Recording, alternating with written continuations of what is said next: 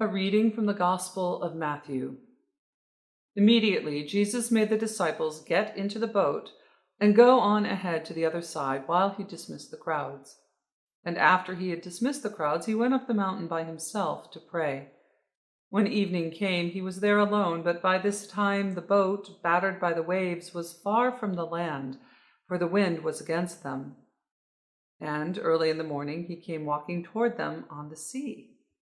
But when the disciples saw him walking on the sea, they were terrified, saying, "It is a ghost." And they cried out in fear.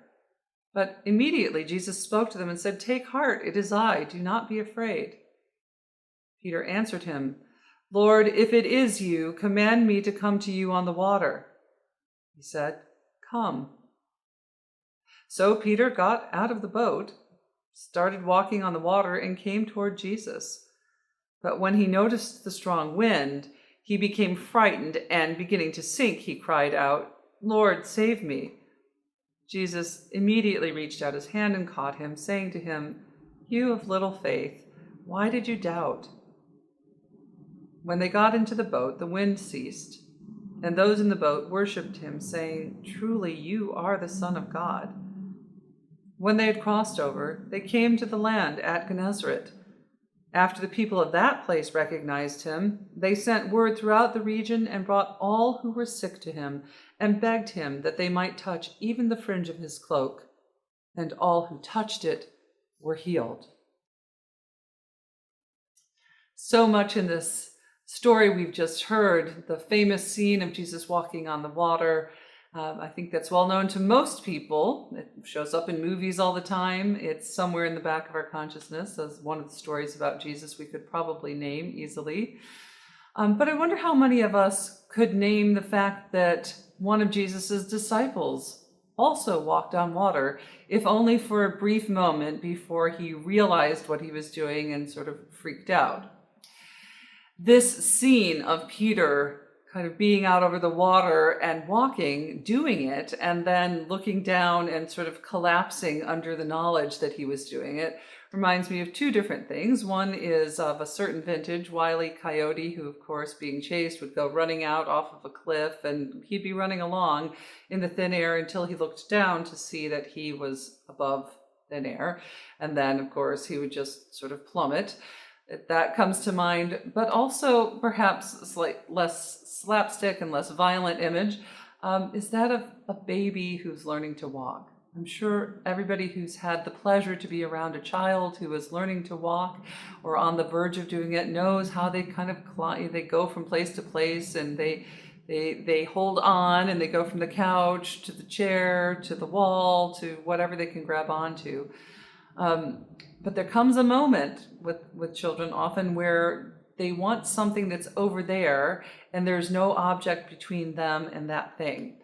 And so often, just unbeknownst to themselves, they just kind of keep going and they don't recognize that they're not holding on to something.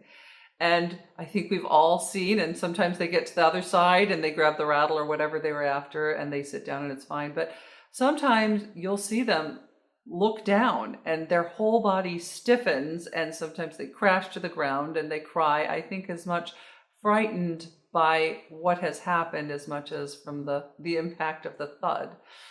And I think this is part of the tenderness with which Jesus speaks to Peter and says, "Oh, you little faith, why did you doubt yourself? You had it, you had it." And I love this image of Jesus who calls us out beyond what we believe or understand we're capable of doing. God knows there's no time like the present for this message when we are constantly being asked to do things we don't really know how to do.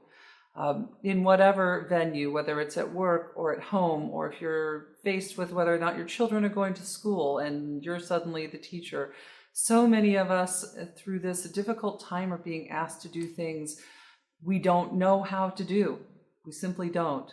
And yet we're beckoned forward. And I imagine there are times where we find ourselves doing something and turn around to see that and get suddenly crushed by anxiety and crash unceremoniously to the ground or into the water, whichever image you prefer.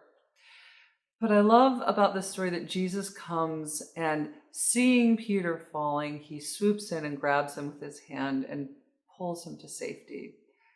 I think in the church in particular, all of us, but those of us in the church, need to remember this story in this time, to remember that Jesus will always be calling us just a little bit beyond what we believe or understand we're capable of doing.